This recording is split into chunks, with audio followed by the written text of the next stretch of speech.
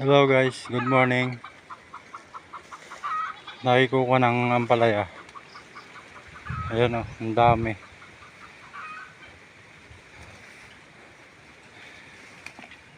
Ayan o, ampalaya. Galak natin sa munggo. Ating igigisa. Ang dami o. Ang tawag niya sa inyo guys. Ito ang tawag sa amin ay ampalayang ligaw. Ayan. Ang dami o. Yun.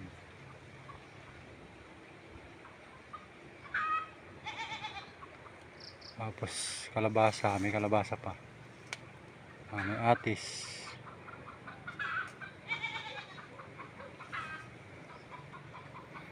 Ng dagat. Thanks po.